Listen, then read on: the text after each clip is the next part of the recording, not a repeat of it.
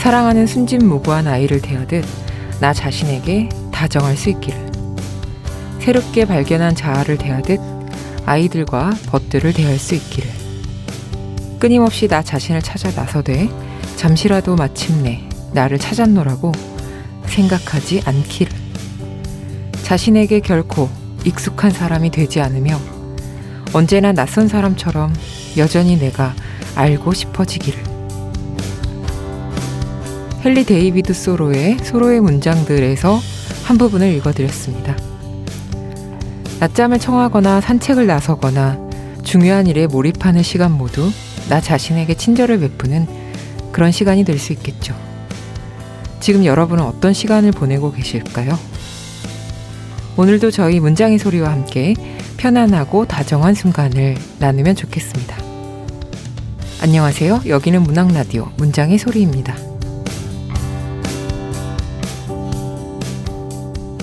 네, 안녕하세요. 저는 DJ 시인 이영주입니다. 문장의 소리 새 책을 낸 작가를 모시고 작품을 둘러싼 다양한 이야기를 들어보는 시간. 지금 만나요로 시작합니다. 오늘 손님으로는 김선호 시인님 모셨습니다. 어서 오세요. 반갑습니다. 네, 안녕하세요. 반갑습니다. 김선호입니다. 네, 김선호 시인님 간단하게 소개해 드릴게요. 2020년 시집 나이트 사커로 작품 활동을 시작하셨고요. 2022년 두 번째 시집 세트장을 출간하셨습니다. 산문집으로는 오늘 함께 이야기 나눌 신간 미지를 위한 루바토가 있습니다. 네, 시인님 오늘 뵈니까 얼굴이 되게 안 좋으신데 요즘 어떻게 지내고 계신가요? 네, 제가 지금 죄송하게도 감기에 좀 걸려 있어가지고 네. 청취자분들께서 듣기가 조금 안 좋으실 수도 있는데 양해를 우선 부탁드리고요. 저는 이제 작년에 사실 일이 좀 많았어가지고 네. 아시다시피 시집도 나오고 네. 산문집도 나오고 논문도 하나 썼고요. 그리고 이제 이사를 연말에 해가지고 이제 막 몰아닥친 일을 작년에 했더니 네. 이제 1월은 좀 쉬어야겠다 하고 쉬다 보니까 네. 갑자기 막 병이 나서 몸이 좀 안 좋아지더라고요. 네. 최근엔 좀 쉬면서 보내고 있습니다. 확실히 너무 많은 일을 한꺼번에 다 치르고 난 이후에 어떤 후유증이 세게 오시나 봐요. 지금 저희가 문장의 소리에 초대했는데 약간 죄송하네요. 제가 죄송하죠. 뭔가를 잘했어야 됐는데. 아니, 아무래도 지금 얘기를 들어보니 너무 많은 일들이 많으셨던 것 같은데 그 전에 문장의 소리의 첫 책 특집을 한번 출연하셨더라고요. 근데 네. 오랜만에 다시 찾아주신 소감 여쭤봐도 될까요? 네, 나이트 사커 첫 시집 나오고 난 이후에 한번 출연을 했던 적이 있는데 이제 그 이후에 이영주 시인님으로 이제 DJ가 바뀌시고 네. 난 이후에는 처음인데 네네. 목소리가 너무 멋지세요. 감사합니다. 네. 지금 김선호 시인님이 목소리가 허스키해지셔서 더 멋있어요. 병자의 목소리. 네, 우리끼리. 죄송합니다. 네. 네, 그럼 시인님의 신간 산문집 미지를 위한 루바토 이야기를 이어가 보겠습니다. 첫 번째 산문집이신데 출간 소감 여쭤봐도 될까요? 네, 이제 미지를 위한 루바토가 출간된 지 한 3개월 정도 됐는데요. 산문집 아시겠지만 시집이랑 다르게 산문집은 내고 나서 굉장히 부끄럽더라고요. 아무래도 이제 개인적인 이야기도 많이 들어가고 네네. 어떤 시에서처럼 어떤 또 다른 화자가 등장하거나 하는 게 아니라 네네. 철저히 어떤 1인칭의 시점에서 이야기를 풀어나가다 보니까 본의 아니게 솔직해지는 부분도 있고 또 본의 아니게 솔직해질 수 없는 부분도 있고 해서 이제 글에 투영된 저 자신이 너무 부끄럽고 이 글을 통해서 독자분들과 만나게 된다는 사실도 부끄럽고 아주 죽을 것처럼 부끄러웠는데 그래도 다행히 부끄러움 3종 세트. 네. 그래도 회복 탄력성이 좀 좋은 편이라 3개월의 시간이 흐른 뒤에 극복을 했고요. 네. 지금은 그냥 소중한 저의 아름다운 표지를 가진 하나의 책으로 아껴주고 있습니다. 네. 지금 컨디션 되게 안 좋으신데 말씀 너무 잘하시는 것 같아서 감사합니다. 네, 출간을 너무 축하드리고 이 책을 또 읽지 않은 독자분들도 계실 수 있으니까 시인님께서 직접 미지를 위한 루바토 산문집을 소개해 주시면 좋을 것 같아요. 네, 그 미지를 위한 루바토를 제가 어떻게 설명할 수 있을지 약간 고민을 해봤었는데요. 네. 일단 그 제가 부끄럽다고 아까 말씀을 드렸잖아요. 그래서 부끄러웠던 이유에 또 2가지가 있는 것 같은데 그러니까 저의 욕심이 사실 드러나서 좀 부끄러운 게 있었던 것 같아요. 저에게는 이제 크게 2가지의 욕심이 있는데 네. 하나는 개그 욕심이고요. 웃기고자 하는 욕심이 있고 네. 다른 하나는 또 어떤 아름다움에 대한 그런 욕심이 있는데 그런 욕심을 좀 많이 낸 책이라는 생각이 들었고 네. 그 욕심이 이제 어느 정도의 성취를 이루었다면 네. 이제 잘 읽어주신 분께서는 네. 약간은 웃기고 약간은 네. 좀 아름다운 이야기로 읽어주실 수 있는 부분이 또 있지 않을까 네. 그렇게 생각하고 있습니다. 네, 그 개그와 아름다움을 동시에 추구하고 있다라는 것이 저는 무슨 얘기인지 알 것 같아요. 원래 네, 아름다우면 꼭 개그가 필요하고 네, 그렇죠. 또 개그 안에 아름다움 있죠. 네, 그 산문집 제목이 되게 멋있는데 그 루바토, 미지를 위한 루바토인데 루바토가 연주 기호를 뜻하는 말이죠. 네, 그 책에 이제 적혀 있는 설명에 기대어서 간단하게 설명을 드리자면. 네. 이제 악보에서 기본적으로 루바토란 시간을 훔친다는 의미를 갖는데요. 그 영어의 rob이라는 동사 있죠. ROB 네. 이제 훔친다라는 뜻인데 그거 이제 라틴어 어원에서 이제 비롯한 말이라고 해요. 그래서 이제 템포 루바토라는 구간에서 연주자는 이제 기존의 템포에 얽매이지 않고 자신의 어떤 의지 혹은 자신의 감흥에 따라서 뭐 하나를 앞뒤를 좀 길게 한다던가 짧게 한다던가 하는 식으로 시간을 뺏었다가 돌려주고 뺏었다가 돌려주고 이런 식의 의미를 가진 음악 연주 기호로 저는 알고 있고요. 네, 그렇습니다. 네, 너무 멋있는 개념이네요. 이번 산문집에 이런 구절이 있었습니다. 나는 오직 시의 초고를 쓸 때 루바토와 비슷한 감흥을 느낀다. 저희 작가님이 참고 64쪽 이렇게 해놓으셨는데 책을 읽으실 분들을 위해서 네, 초고를 쓸 때 미지를 발견하는 기쁨, 자유로운 헤매의 즐거움 이런 이야기가 되게 공감이 되고 흥미로웠는데 이렇게 초고와 태고 사이의 이야기 조금 더 설명해 주셔도 좋을 것 같아요. 네, 그 미지라는 개념을 이제 생각하게 된 이유는 시를 쓸 때 어느 순간부터 뭐랄까 제가 알고 있는 것들에 대해서 쓰려고 하는 순간들이 있더라고요. 네.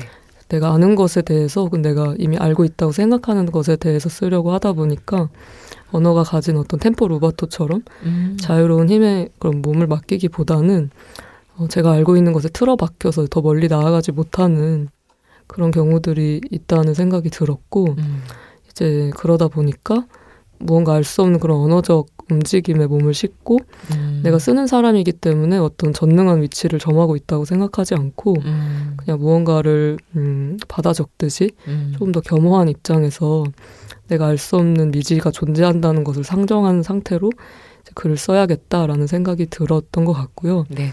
이제 초고는 시의 초고는 그런 방식으로 많이 쓰이는 것 같은데 그 태고를 하는 과정에서 이제 태고라는 과정 자체가 이걸 정돈하고 또 어떤 질서를 구축하는 과정이기도 하잖아요. 네. 이제 그러다 보니까 이제 그 태고의 과정 속에서 제가 자꾸 어떤 미지의 영역까지 나아가 있는 시의 어느 부분을 잘라내서 다시 기지의 영역으로 들여오거나 하는 네. 방식의 태고를 하게 되기도 하고 그렇더라고요. 네. 그래서 이제 그런 방식보다는 비록 이게 조금 더 서툴고 어떤 질서나 구조를 갖추고 있지 않은 것처럼 보이더라도 네. 좀 더 그런 미지의 자유로움 쪽에 몸을 맡기고 언어를 맡기는 쪽으로 시를 쓰고 싶다. 뭐 그런 이야기를 하고 있었던 네, 그런 내용입니다. 네. 지금 되게 들으시는 분들이 어떻게 느끼실지 모르겠는데 결국은 시쓰기의 어떤 줄다리기와 비슷하다는 느낌이 좀 들어서 너무 적절한 말씀이지 않나 공감이 됩니다. 네.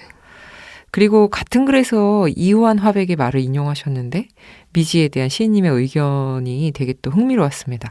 창작자의 미지에서 작품에 대한 작가의 태도나 자유를 짐작할 수 있었다면 수용자의 미지에 대해서는 시를 어려워하는 독자에게 자유를 줄 수 있다. 라는 말씀 같았는데 여전히 시를 어려워하는 독자를 위해서 조금만 더 설명해 주실 수 있을까요? 네. 그 이제 시의 어려움에 관해서는 이제 등단하고 난 이후에 여러 매체에서 질문을 시인님께서도 그러셨겠지만 많이 받아왔던 것 같아요. 나 이거 왜 이렇게 웃지? 그래서 시와 어려움에 대한 질문이 이렇게나 범람하는 것을 보면서 그냥 현대시란 어떤 어려운 것이라는 인식이 네. 너무나 우리의 기저에 깔려 있는 것이 아닌가 그런 생각이 들고 시의 어려움에 관해서는 좀 양가적인 입장을 좀 갖고 있는 것 같은데요. 네. 우선은 어려울 수밖에 없다 이런 생각을 하기는 해요. 왜냐하면 뭐 예를 들어서 우리가 네이처지 같은 거 본다고 생각해 보면 거기서 이제 이야기하고 있는 어떤 학술 논문들이 하는 그 내용을 저희가 이해하지 못하더라도 그게 어떤 고도로 발달한 과학 기술 전문 분야이기 때문에 저희가 이해하지 못하는 건 당연하다고 생각을 하잖아요. 근데 현대시 역시도 이제 한국어가 가진 어떤 첨단, 고도의 한국어이기 때문에 그게 어느 일정 수준 이상을 넘어가면 어려워질 수밖에 없는 부분이 당연히 존재한다고 생각을 해요. 그래서 공부가 필요한 지점이 있고 공부를 하지 않았다면 알 수 없고 어렵게 느껴지는 부분이 있는 거는 당연하다라는 것이 일단 한 가지의 입장이고요. 약간 양가적이라고 말씀을 드렸는데 이제 또 다른 입장에서는 이게 어떤 고도로 발달한 영역이기는 하지만 그것이 어쨌거나 우리가 사용하는 언어로 되어 있기 때문에 그걸 감각하고자 한다면 얼마든지 또 감각할 수 있는 부분이라는 생각이 들기도 하거든요. 근데 우리가 이제 수능 때문에 어떤 텍스트가 있으면 정답이 있고 이걸 해석해야 된다라는 그런 사고방식이 되게 일률적으로 주입이 된 지점들이 있는 것 같아요. 그런 생각을 그냥 버리고 자유롭게 그 언어의 질감을, 감각을 좀 느끼려고 하다 보면 그냥 어려움이 부정적인 것이 아니라 그 어려움 역시도 좀 즐길 수 있는 대상이 될 수 있지 않을까. 그런 생각이 듭니다. 저도 되게 많이 생각하는 부분들인데 이게 언어로 이루어진 예술이다 보니까 좀 그런 양가적인 부분들이 있는 것 같습니다. 언어로 이루어져 있으니 분명히 다 이해가 돼야 되지 않나? 라는 의문이 다들 있을 수가 있는데 그 언어도 사실은 고도로 발달된 부분이 있으니까 어떤 부분에서는 또 그런 수가 있다. 이런 이야기이셨는데 너무 적절하게 설명을 되게 잘해주신 것 같아요. 감사합니다. 미지를 위한 루바토에는 김선호 시인의 자유로운 시적 단상들이 아름답게 모여 있습니다. 조성진이나 번스타인 같은 연주자에서 출발해서 시 이야기로 도약하고요. 시인의 유년이나 프랑스에서 머물던 이야기에서도 시인이 시를 바라보는 시선, 또 이 세계를 사랑하는 방식 이런 것들을 엿볼 수 있었는데 김선호 시인의 시를 사랑하는 독자라면 시집과 함께 꼭 같이 읽어보셨으면 좋겠다. 그런 생각이 들었어요. 근데 이번 산문집은 어떻게 묻게 되셨는지, 처음부터 이제 이런 시적 단상을 조금씩 써놓은 걸 모아놓으신 건지? 저희가 보통 책을 낸다고 할 때 두 가지 방식이 크게 있는 것 같은데 제가 두 가지 양가적인 이런 얘기 너무 많이 하는 것 같아요. 이런 거 좋아하시네요. 이분법자. 이분법 좀 좋아하는 것 같은데 하나는 어떤 기획하에 하나의 책을 기획하고 이제 그 기획에 맞추어서 글을 써내려가는 방식이 있을 것 같고 다른 하나는 그냥 일정 기간 동안 쓰인 원고들을 묶어서 맞아요. 그 원고 묶음이 하나의 책이 되는 경우도 있는 것 같은데 보통 시집은 약간 후자인 것 같아요. 일반적으로 물론 기획 시집들도 많지만 그 두 가지 방식 중에서 이제 미지를 위한 루바토는 좀 후자에 가까운 것 같고요. 이제 이런 어떤 주제 의식을 가지고 이렇게 써내려 가야겠다라는 생각하에 쓰게 된 책은 아니고 일정 기간 동안 제가 발표했던 이제 여러 가지 글들을 모은 책에 가까운 것 같고요.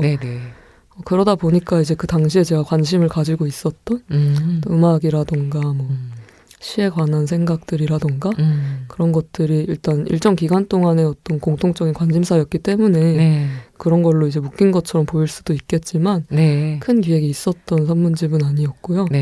그리고 이런 어떤 산발적으로 쓰인 원고들이 묶였을 때 갖는 어떤 불균형이랄까? 그런 것들이 갖는 어떤 무늬나 그런 질곡 같은 게 있을 것 같아서 큰 기획 없이 일정 기간 동안 쓰인 글들을 묶은 책입니다.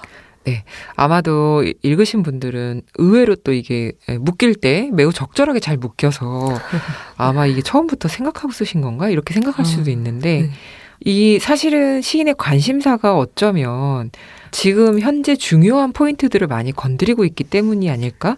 그런 생각도 들었습니다. 그래서 뭐 예를 들면 비인간 동물이나 또 타자의 죽음, 또 젠더 이런 문제에 대해서 같이 사유하게 만드는 부분이 있었는데 시인님께서 중요하게 생각하는 것, 그러니까 염두에 두고 있는 과제. 예.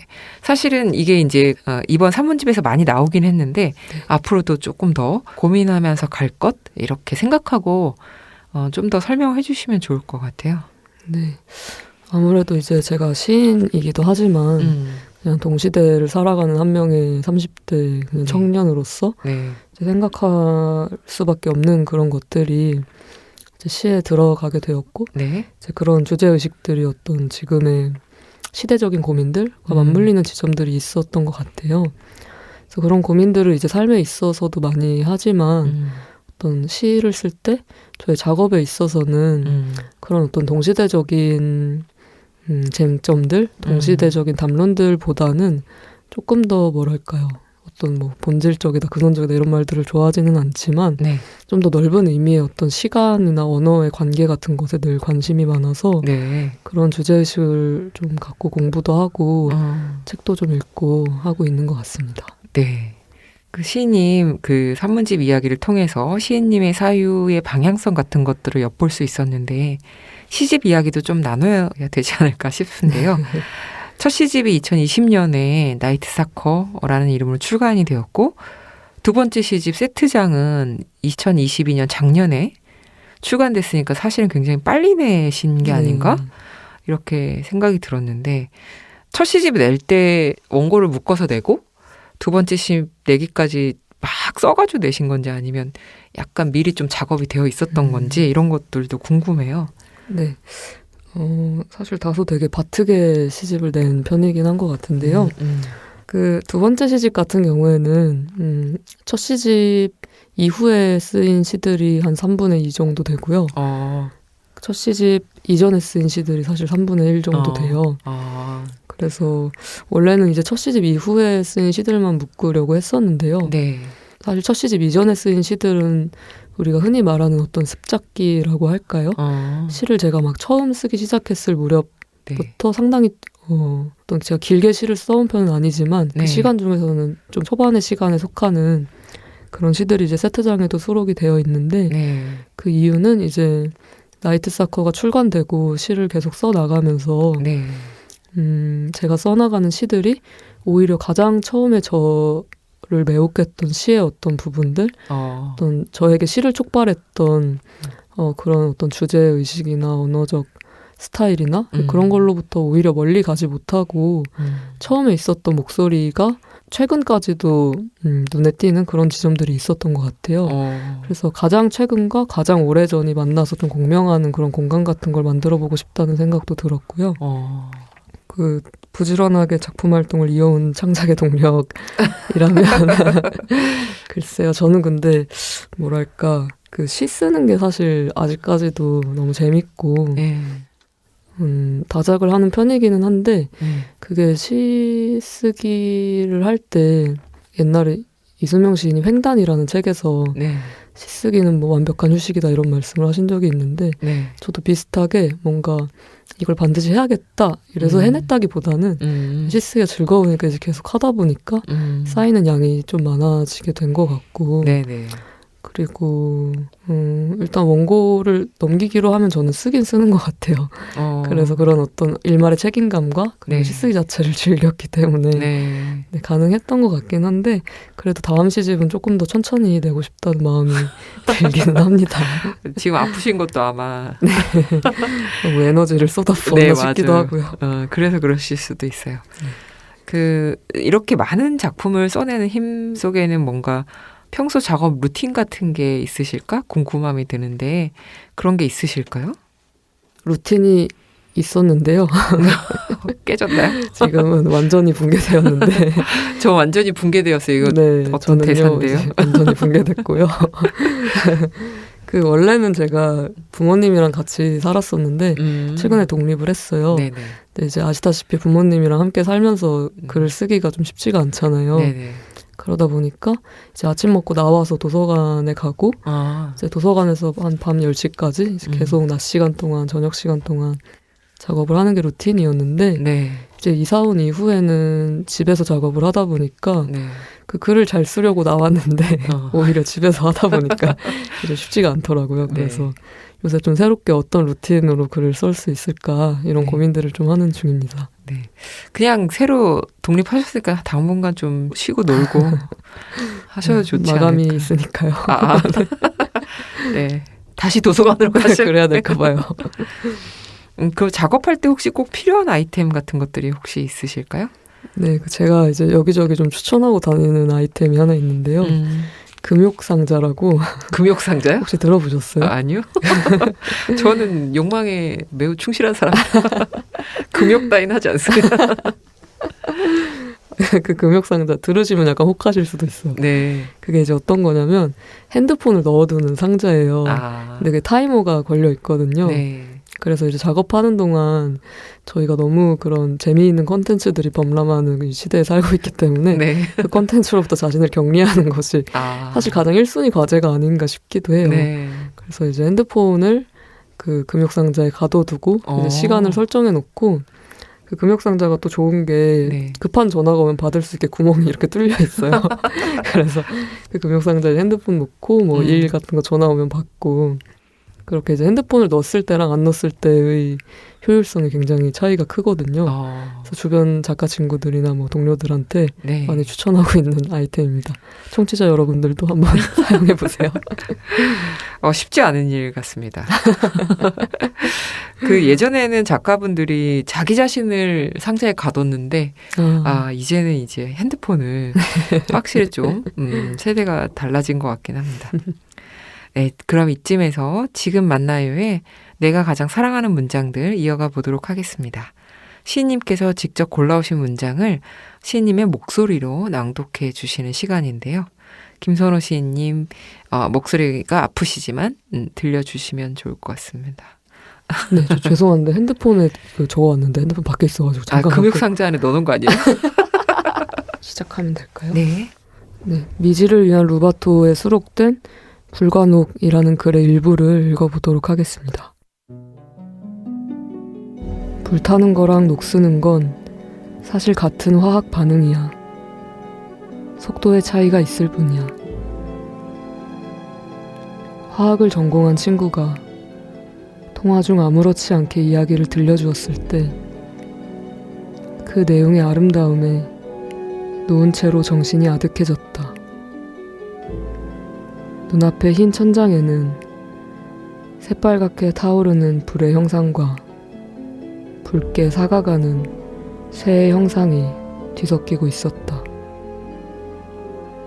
머릿속 영상은 곧이어 불타는 숲의 입구에 세워진 녹슨 자전거의 모습으로 바뀌어 상영되었다. 왜 나는 저 짧은 문장이 그토록 매혹되었을까? 불타는 이미지와 녹쓰는 이미지의 어떠한 속성이 나를 사로잡았던 것일까?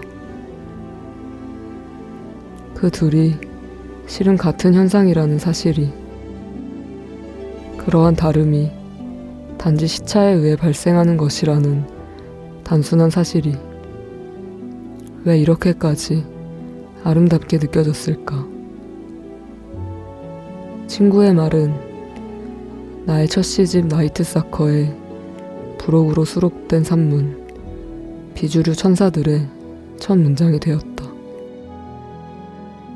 시집이 출간되기 몇 달 전까지 내심 불관옥을 시집 제목으로 정해두고 있었다. 우연이었는지 혹은 미감이란 애당초 내재되어 있는 것이므로 위의 이야기에 매혹된 것이 오히려 사후적인 일이었는지는 모르겠으나 오래전 써둔 녹이라는 제목의 시와 불이 중심 소재로 활용된 위증이라는 시가 마침 시집에 수록될 예정이기도 했다. 주변의 반대로 제목을 변경하였지만 나의 마음은 아직도 첫 시집의 이름을 약 30% 정도 불관옥으로 여기고 있다. 매혹이란 무엇일까? 알다시피 그것은 불능의 상태가 되는 것이다.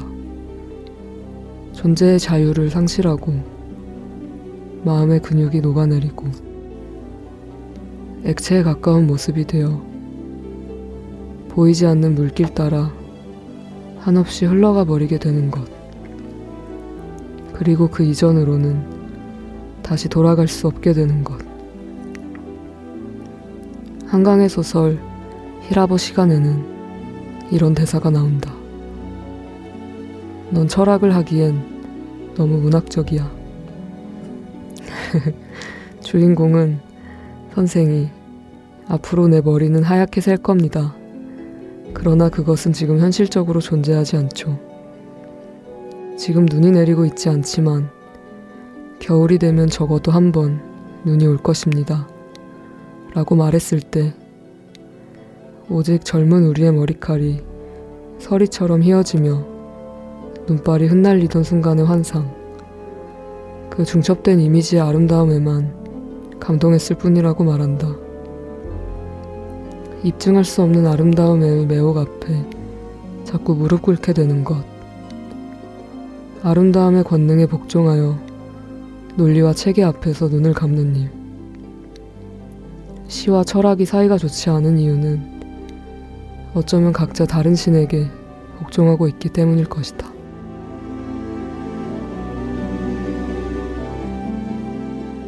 네. 푹 빠져서 들었는데 이 문장을 낭독해 주신 이유가 있으실까요? 네, 이 글 같은 경우에는 첫 시집이 나오고 얼마 안 돼서 저의 첫 시집에 대해서 이야기해야 하는 그런 자리에서 썼던 글인데요. 네. 이 글을 지금 읽은 이유는 제가 이제 대학원 졸업하는데 네. 이제 그 대학원 논문 쓰면서 네. 철학책을 지겹도록 봐가지고 그 시와 철학이 사이가 좋지 않다 뭐 이런 문장이 조금 전에 있었는데 그래서 제가 올해는 철학책을 한 권도 읽지 않는 것이 저의 목표거든요. 그래서 이 시기와 좀 적당히 어울리는 것 같아서 갖고 와봤습니다. 네. 논문 쓰고 나면은 정말 지긋지긋한 것들이 있습니다. 네. 김선호 시인님께 영향을 준 작가들도 있을 거라 생각이 드는데 아마 김선호 시인님 팬들은 되게 궁금하실 거예요. 어떤 작가들을 좋아하실지 좀 소개해 주시면 좋을 것 같습니다. 네, 사실 뭐 너무 많은 것 같아요. 한국 작가분들도 있고 뭐 외국 작가분들도 있는데 어떻게 생각해보면 저는 없고 그냥 제가 읽은 것들의 집합이 저일 뿐이다 뭐 이런 생각이 들 정도로 누구나 다 많은 영향을 타인의 글로부터 네. 받고 있다고 생각하는데요. 최근까지 저한테 이제 가장 강력하게 영향을 준 작가라면 그 브라질의 클라리시 리스펙토르를 너무너무 좋아하고요. 네. 그리고 또 다른 한 분은 이승훈 시인님. 네. 이승훈 시인님의 시와 그런 실용과 이런 것들을 네. 네, 즐겨 읽고 막 읽고 울기도 하고 네, 최근에도 되게 많이 좋아하고 있습니다. 네. 이번 산문집을 읽으면서도 또 피아노 이야기가 나오는데요. 피아노 연주곡을 들으면서 독서해도 참 좋겠다. 그런 생각이 들었습니다. 사실 산문을 읽으면서 같이 피아노 곡 하나 들으면서 읽으면 좋을 텐데 추천해 주실 만한 곡이 있을까요?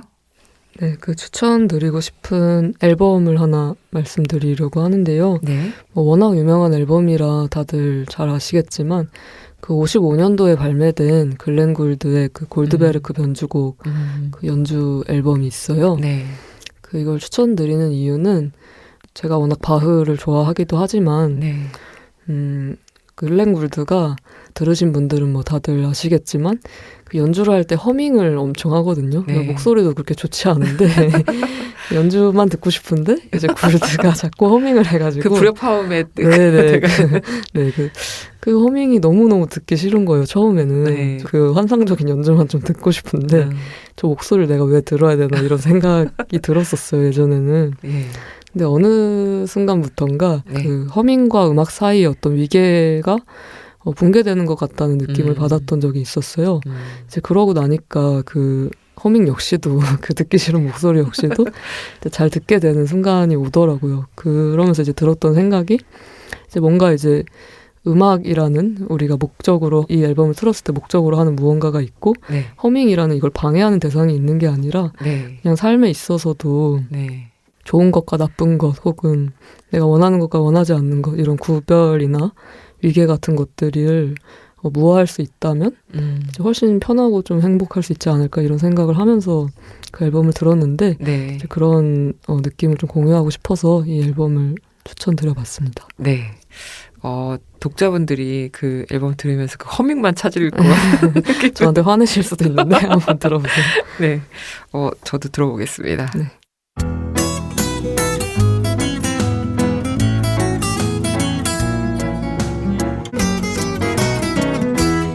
네, 그럼 계속해서 지금 만나요의 마지막 코너, 바로 마이 페이보릿으로 넘어가 보도록 하겠습니다. 작가들이 최근 꽂힌 음악, 감동받은 영화부터 새로 발견한 맛집까지 요즘 푹 빠져있는 것에 대해서 독자분들과 함께 이야기 나눠보는 코너 속 코너입니다. 김선호 시인님께서 요즘 푹 빠져있는 것은 무엇일까요? 네, 몇 번 말씀드렸지만 최근에 이사를 해가지고 제가 원래 경기도에 하남시에 살았었어요. 아, 네. 거기는 완전 신도시다 보니까 네. 되게 도시의 구획도 정확하게 좀 이루어져 있고 깨끗하고 네. 그렇죠. 약간 정이 없고 이런데 제가 지금 이사한 곳은 서울인데요. 네. 좀 되게 오래된 동네예요. 아, 어딘지 말씀해 주시면 안 되나요? 종로 쪽인데요. 네. 이제 그러다 보니까 이제 재밌는 장소들이 되게 많고 되게 오래된 장소들도 너무 많고 그런 장소성이 갖고 있는 어떤 역사 같은 것들이 재밌어서 네. 요새는 약간 서울을 많이 산책하려고 하고 있는데 그 중에서도 이제 종로구에 있는 되게 작은 공원들이 몇 개 있어요. 네. 그 공원들이 어떤 공원은 사람이 되게 많고 또 어떤 공원은 사람이 없고 그런데 그 공원들을 좀 산책하는 일들을 요즘 소일거리 삼아 하다가 감기에 걸렸습니다. 아, 결론은 감기 네. 걸린. 네, 그래서 서울의 어떤 작은 공원들, 궁들 이런 데를 산책하는 걸 요즘은 좋아하고 있어요. 네, 근데 뭔가 되게 또 재밌는 산문도 나올 것 같은 느낌이 좀 드는데요? 네, 마침 이걸 지금 스포를 해도 되나 모르겠는데 아직 출판사랑 얘기가 안 된 부분이긴 한데 네, 얘기하면 또 얘기가 되죠. 네, 관련해서 책이 하나 나올 수 있을 것 같아요. 시기는 아직 정확하진 않은데 네. 몇 년 뒤가 됐더라도 네. 좀 서울에 대한 산문을 쓰려고 하고 있습니다. 왠지 어떤 출판사인지 알 것 같은 이상한 느낌이 뭔가 서울의 오래된 공간을 탐험하는데 그것이 주는 김선호 시인님의 어떤 감수성 기대가 됩니다. 네, 언제나처럼 또 그 산문뿐만이 아니라 시집도 좀 늦게 낸다고 하셨지만 할 수 있으면 빨리 내주시고요. 모든 작품을 다 기대하겠습니다. 감사합니다. 네, 지금까지 미지를 위한 로바토의 김선호 시인 모시고 이야기 나눴는데요. 오늘 함께해 주신 소감 어떠셨나요? 네, 감기 걸려서 사실 너무 죄송했는데 이렇게 진행을 잘 해주셔가지고 덕분에 편하게 해주셔서 재미있는 이야기 할 수 있었던 것 같고요. 네, 이렇게 늘 독자분들이랑 물론 제가 일방향으로 이야기하고 있기는 하지만 청자를 상정하고 이야기할 수 있는 자리가 늘 소중한 것 같아서 이렇게 불러주셔서 감사하다는 말씀 꼭 드리고 싶습니다. 네, 아쉽지만 청취자 여러분께 끝인사 좀 부탁드릴게요. 네, 여러분 새해 복 많이 받으시고요. 감기 조심하시길 바랍니다. 네, 김선호 시인님 보내드리고 1부는 여기서 마무리하도록 하겠습니다. 그럼 잠시 뒤에 다시 만날게요.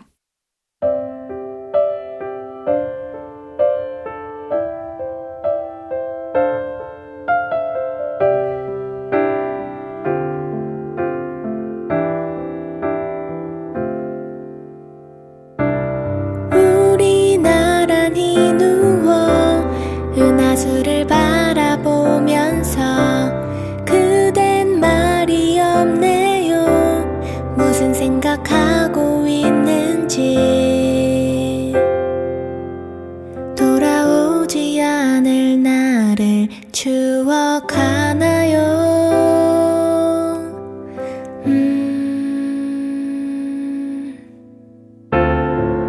우리에게 다가오지 않은 내일을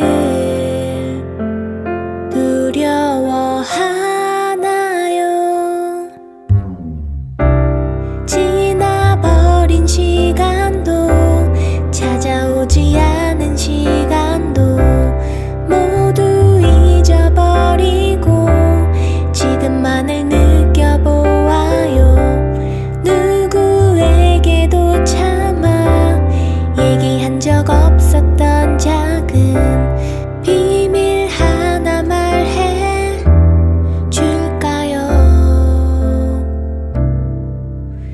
문장의 소리.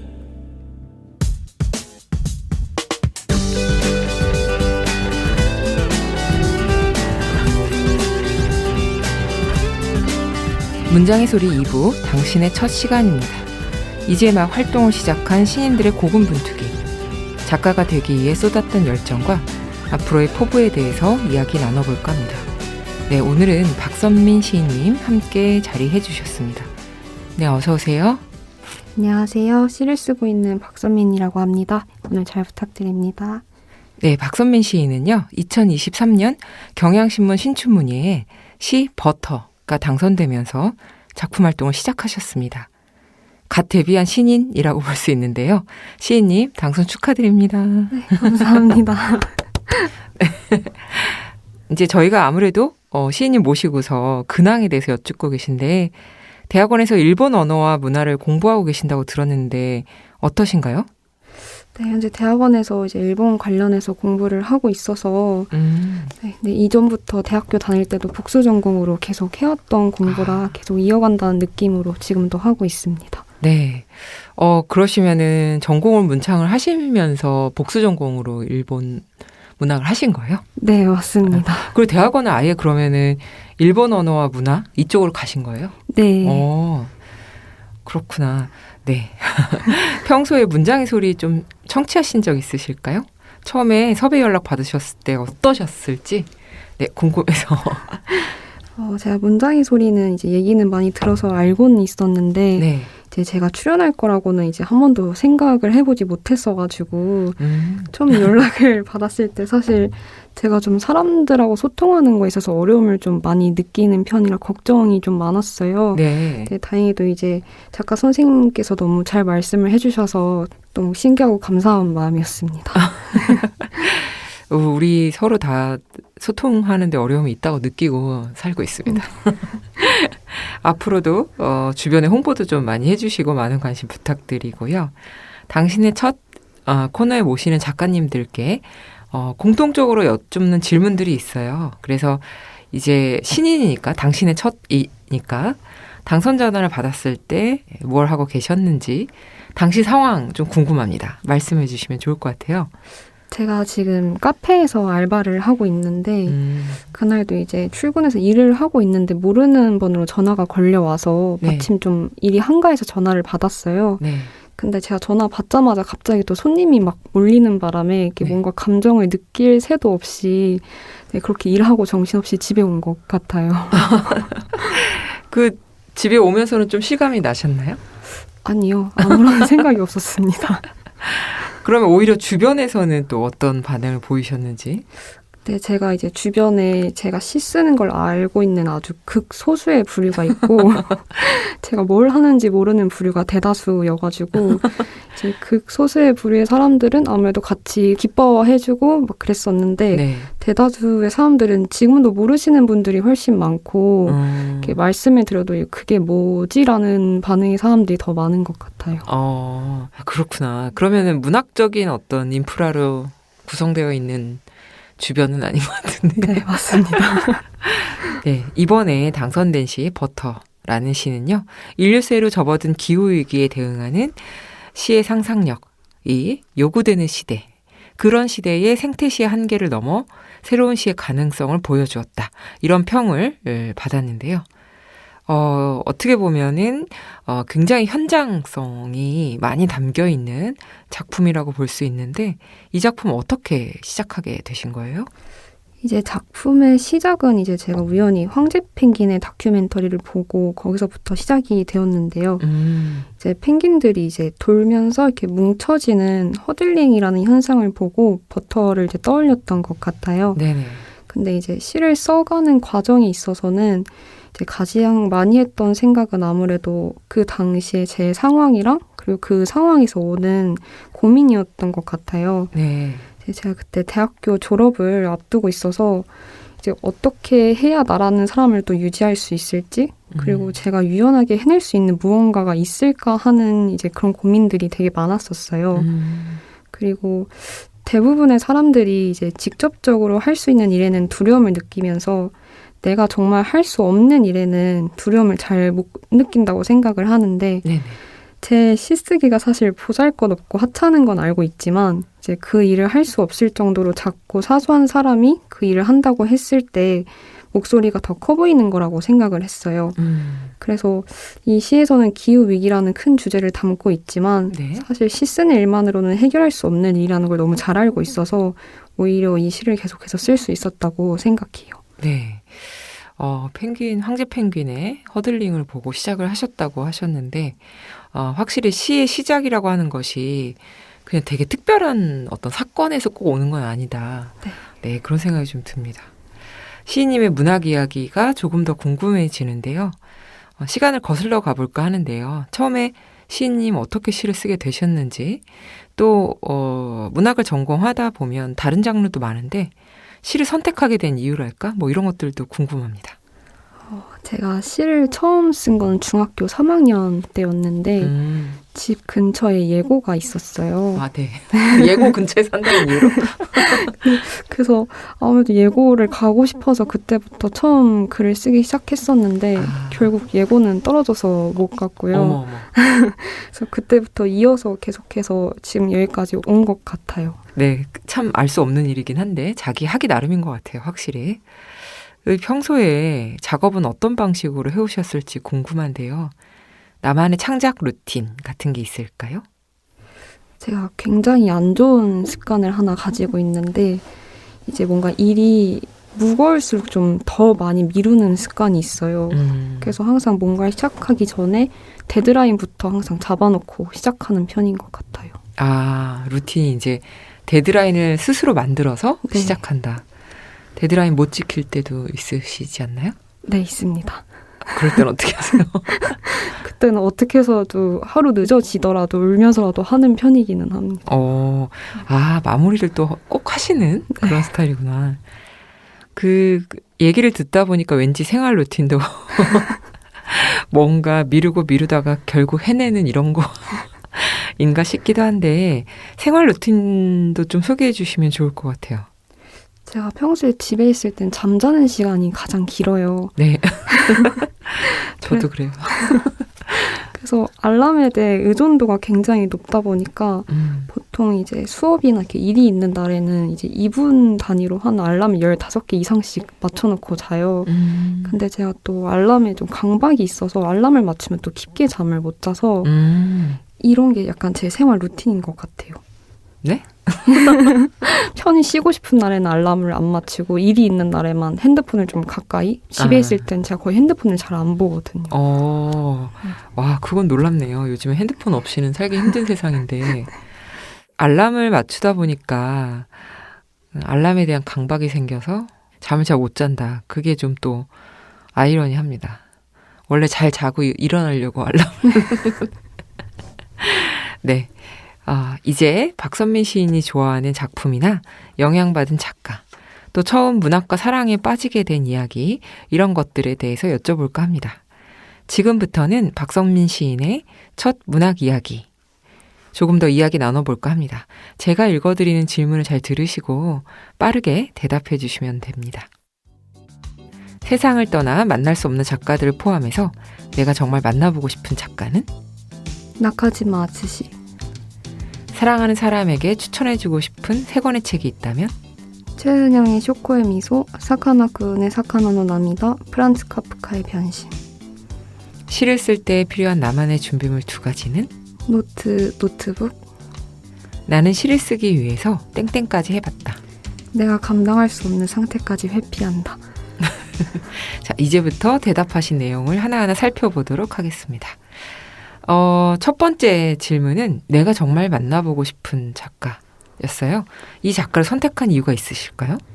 사실 저는 이 4가지 질문 중에서 이 첫 번째 질문이 가장 어려웠는데요. 그렇죠. 네.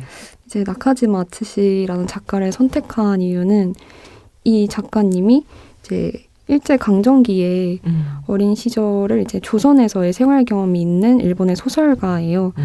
이제 그럼에도 불구하고 특수한 시절에 이게 뭔가 한국과 일본이라는 나라를 두고 흑과 백을 가려내는 게 아니라 뭔가 인간의 다각적인 모습을 투영하고 있는 사람이라고 생각해서 개인적으로 좋아하는 작가입니다. 아, 네. 만나서 뭐 하실 것 같으세요? 제가 일단 좀 일본어를 더 열심히 공부해서 만나야 될 것 같아요. 아, 맞아. 아까 일본 언어 문화 이쪽 전공하신다고 하셨으니까. 그렇네요. 두 번째 질문은 사랑하는 사람에 추천하고 싶은 세 권의 작품인데 하나씩 소개해 주시면 좋을 것 같습니다. 먼저 최은영 작가님의 쇼코의 미소와 프란츠 카프카의 변신은 아무래도 많은 분들로부터 사랑받는 작품이라 이제 다들 잘 아실 거라고 생각을 하고요. 네. 이제 사카나군의 사카나노 나미다라는 책은 일본의 동화책이에요. 직역하면 물고기군의 물고기의 눈물이라는 책인데 이게 아무래도 한국의 정발본이 아직 안 나온 것 같더라고요. 네. 근데 제가 이렇게 세 권을 고른 이유는 제가 살면서 친구들로부터 책 선물을 받아본 게 딱 3번이었는데 네. 이제 이게 딱 그 3권이어서 이렇게 고르게 됐어요.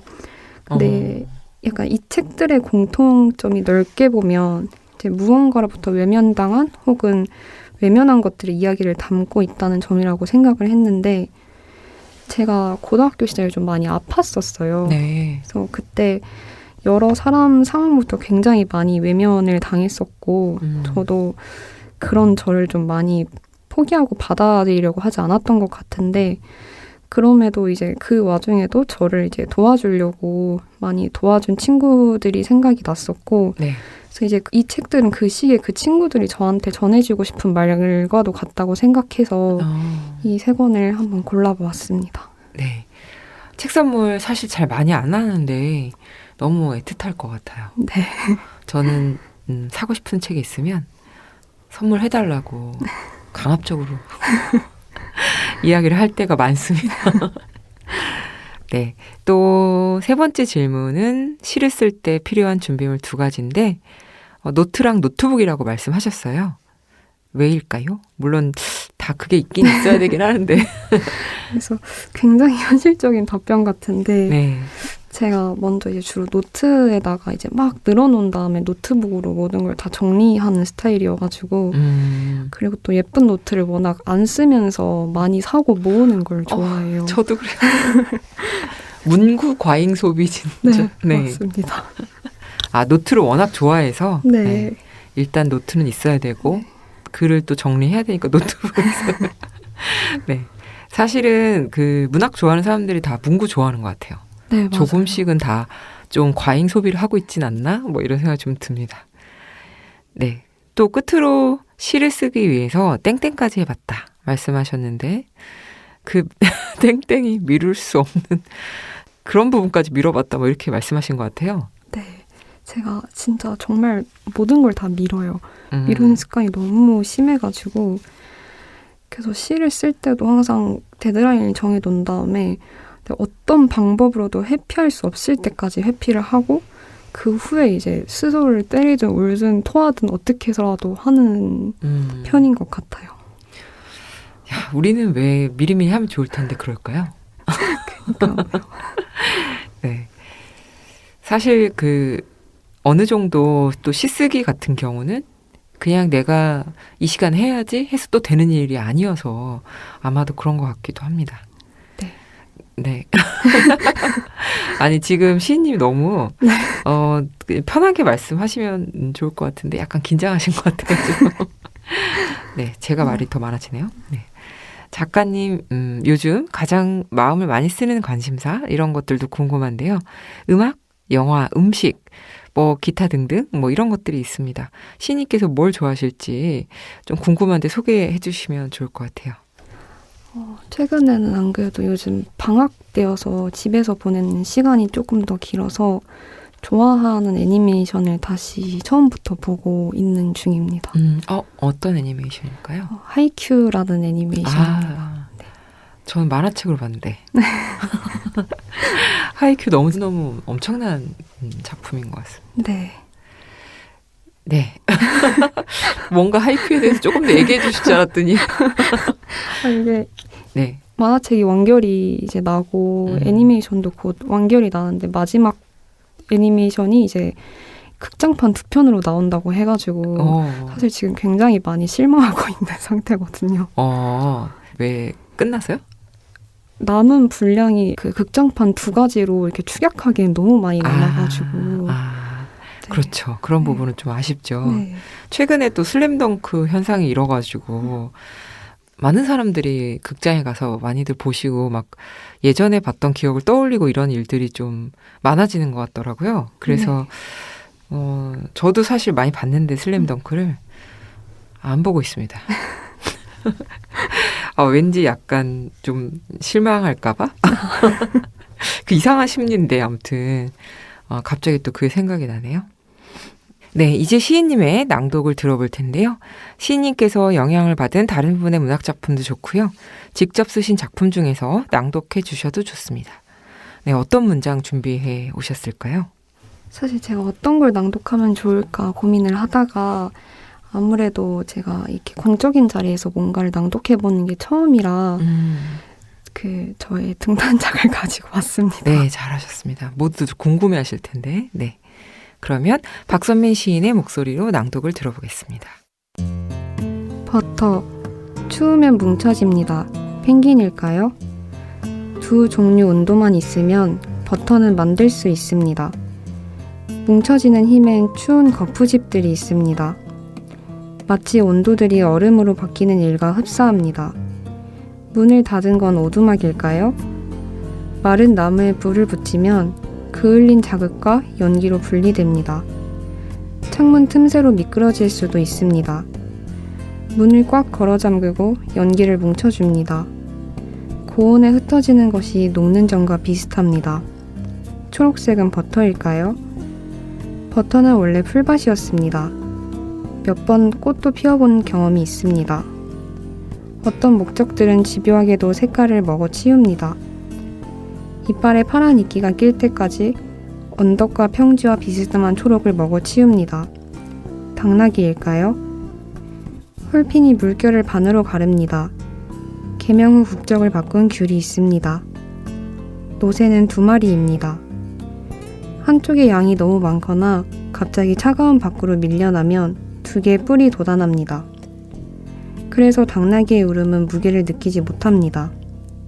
저울의 일종일까요? 버터는 뜨거운 프라이팬의 바닥에서 녹습니다. 녹기 전에는 잠시 사각의 모양이었습니다. 다방면을 갖고 있기도 합니다만 책상과 주로 이별에 쓰이는 인사를 담기도 했습니다. 안녕일까요? 아마도 그럴 것입니다. 안녕의 모양은 제각각이라 한평생 뒤집어도 맞는 짝을 연속해 찾기란 어렵습니다. 자신과 다른 모양을 가진 인사에 분명 트집을 잡고 있을 것입니다. 부서졌군, 다른 말로 교체해달라는 뜻입니다. 삐뚤어졌군, 새 말로 달라는 뜻이고요. 밀항선을 타고 전 세계로 스며들었습니다. 버터 한 덩어리에는 항로가 기록되어 있습니다. 난파된 배에서 떨어져 부유하다가 유빙처럼 발견된 버터도 있습니다. 학자들은 이 유빙이 가로지른 국경선을 분석합니다. 그리고 마침내 오랜 시간에 걸쳐 버터가 녹는다는 것을 발견했습니다. 창문일까요? 아마도 그럴 것입니다. 버터가 사각인 이유는 창문에 넣고 굳혔기 때문입니다. 악천후를 뚫고 달리는 창문은 격렬한 속도입니다. 네, 박선민 시인의 작품 버터 잘 들었습니다. 이 시를 약간 또 소개 비슷하게 해주시면 어떨까 싶어요. 이게 시가 발표가 되고 주변에서 어른분들께서 저한테 시를 해설해달라는 요청을 네. 굉장히 많이 들었어요. 저도 그런 얘기 많이 들어요. 아직도 많이 들어요. 네. 이게 도대체 무슨 말인지 모르겠다고 하셔가지고 근데 저는 가능하면 시의 가장 큰 장점은 읽는 사람에 따라서 상상할 수 있는 지점이 다른 부분이라고 생각해서 네. 계속 그렇게 입을 닫고 있는 중입니다. 저도 잘 모르지만 제가 그 박선민 시인 작품을 읽고 이 감각이 이렇게 좀 다른 종류의 감각으로 전이 되는 그런 순간들을 굉장히 능청스럽게 잘 구사하고 있다는 생각이 좀 들었었거든요. 그래서 어떤 것을 제시하고 그거를 질문으로 툭 건드리면서 또 다른 감각으로 넘어가고 이제 이런 것들이 매우 좋다는 생각이 들었습니다. 감사합니다. 네. 다들 물어보신다고 하셔서 네. 혹시 문장의 소리 청취자분들도 궁금하실까 봐. 저도 어떤 내용이라고 제가 얘기할 순 없죠. 그런데 이제 네. 그런 장점이 있는 시다. 그래서 그렇게 생각하고 읽으면 너무너무 재밌을 것이다. 뭐 이런 정도 안내를 드릴 수 있지 않을까? 뭐 그런 생각이 좀 들었습니다. 네. 갑자기 네. 꼰대가 된 기분인데. 아닙니다. 이제 막 활동을 시작하셔서 요즘 많은 작품 쓰지 않으실까 생각이 드는데요. 시가 잘 써지지 않을 때는 어떻게 극복을 하시는지 방법이 있으실까요? 저는 그냥 항상 머릿속에 버텨라 그냥 하는 수밖에 없다라고 생각하면서 그렇게 하고 있습니다. 뭔가 되게 끝까지 토하면서도 해내고 버티는 이런 사람인가 봐요. 왜냐면 제가 미뤘으니까 결국 책임은 제가 져야 된다고 생각을 해서 그렇게 하고 네. 있습니다. 네, 대단하신 것 같습니다. 네. 우는 거 아니고요. 네. 네. 시인님께 요즘 시쓰기에 있어서 가장 중요한 것은 무엇인지 가장 염두에 두고 있는 창작 과제 같은 게 있을까요? 제가 나이를 먹어가는 동안 나이를 먹는 속도랑 비례해서 사라져가는 것들이 분명 이제 있다고 생각을 하는데 이제 그런 것들이 무엇이 있는지 생각해보고 찾아가려고 하는 것 같아요. 그냥 간단하게 얘기를 하면 제 일생에서 사라져가는 것들이 어떤 것이 있는지 그런 것들을 한번 살펴보고 싶습니다. 사라져 소멸해가는 것들에 대한 네. 그런 어떤 발견 같은 게 중요한 창작 과제가 되신다고 하셨습니다. 그렇게 생각하면 버터라는 시도 또 연결이 되는 것 같기도 하네요. 네, 또 청취자분들께 인상 깊게 읽은 시집이 있다면은 소개 좀 해주세요. 제가 요즘 읽고 있는 시집은 이제 김행숙 선생님의 시집 에코의 초상을 다시 읽고 있는데요. 네. 사실 이게 이 대답을 하면서도 너무 속보이는 대답이지 않을까라는 생각을 조금 했는데 왜죠? 저희 그 경향신문 신춘문예 그 심사위원 선생님이셨어요. 그래서 아무래도 네. 저한테 또 이런 새로운 기회를 주신 선생님들에 대해서 좀 더 앞으로 더 알아가고 싶다고 생각해서 천천히 작품을 읽어가고 있는 중입니다. 네, 놀랍습니다. 그런 생각을 해서 다시 읽기를 시도하는 얘기는 처음 들어본 것 같은데 김행숙 시인님 듣고 계신가요? 네, 그 시인님 말씀을 나눌수록 첫 시집이 더 기다려지는데요. 이제 등단한 지 얼마 안 되셔서 그런 생각까지 하셨을진 모르겠는데 그래도 어떤 소망이나 계획 같은 거는 첫 시집에 대해서 좀 소개해 주실 수 있을까요? 솔직하게 말씀드리면 저도 앞으로의 제 계획을 모르고 있어서 네. 어떻게 말씀을 드릴 수가 없을 것 같습니다. 사실 왜냐면은 진짜 몇 개월 안 됐잖아요.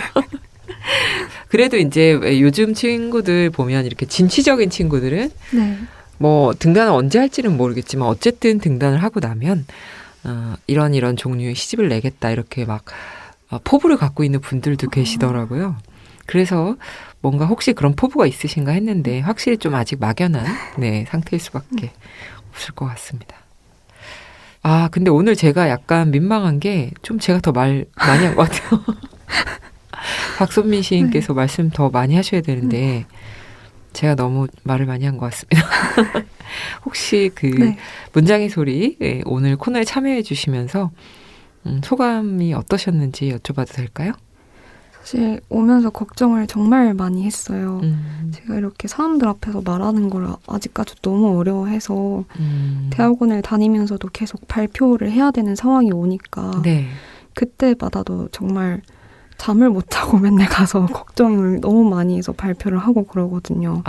그래서 이번에도 사실 걱정을 정말 많이 하고 왔는데 다행히도 이제 이영주 선생님도 계시고 다른 선생님들께서도 너무 편하게 해주셔가지고 그래도 제가 지금 많이 긴장돼 보이지만 평소보다는 좀 더 긴장을 풀고 잘 하고 가는 것 같습니다. 네? 네, 확실히 약간 무언가 사람들과 대화하거나 그 앞에서 자기의 어떤 상황을 설명해야 될 때 오는 긴장감 같은 게 있잖아요. 저희 문장의 소리는 그렇다기보다는 수다 떠는 기분을 즐기시다 가시길 원합니다. 저희가. 네. 그래서 저희가 끝으로 여쭙고 싶은 것은 앞으로 어떤 작가가 되고 싶은지 시인으로서의 꿈이 있다면 이런 것들을 또 듣고 싶어 하는 분들이 많으세요. 소개를 좀 해주세요. 제가 이거 관련해서는 앞서서 이제 경향신문에서 기자님께서도 저한테 인터뷰 때 똑같은 질문을 하셨었는데 제가 그때 참견하는 시를 쓰고 싶다고 대답을 드렸어요. 네. 그랬더니 참견하는 시가 어떤 것인지 좀 굉장히 풀어서 말씀을 해주시기를 원하셨는데 네. 저는 사실 이게 풀어서 말하기는 좀 어려운 단어인 것 같고 그냥 말 그대로 정말 사소하게 누구한테 좀 도움을 줄 수 있는 그런 소소하게 참견할 수 있는 시를 쓰고 싶다고 생각을 해서 이제 앞으로도 제 나름대로 작게 천천히 최선을 다해서 써나가고 싶다고 생각합니다. 아, 네. 뭔가 영양 관계를 주고받고 싶어 하시는 시인님의 마음이 느껴집니다. 네, 독자들과의 소통이랄까? 약간 그런 것과도 연관이 되는 것 같습니다. 네, 문장의 소리 박선민 시인님 모시고 지금까지 이야기 나눴는데요. 문장의 소리도 박선민 시인의 활동을 더 응원하겠습니다. 네, 이제 저희 마칠 시간인데요. 함께해 주신 박선민 시인님 감사합니다. 네, 감사합니다. 지금까지 연출 김봉, 구성작가 권혜영, 최지은, 저는 DJ 이영주였습니다. 우리 그럼 수요일에 또 만나요. 우리만의 문장의 소리로.